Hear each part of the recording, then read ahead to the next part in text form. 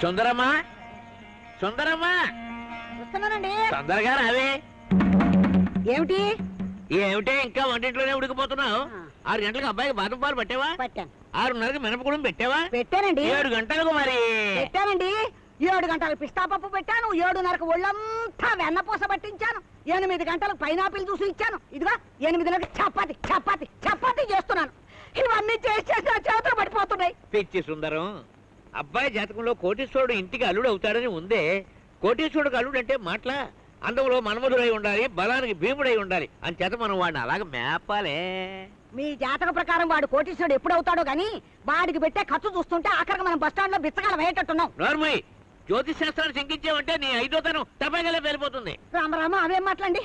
అయ్యయ్యో, ఎక్కడ మా జాతక పుత్రుడు ఎక్కడ? అదిగో ఆ గదిలో కష్టాలు చేస్తున్నాడు.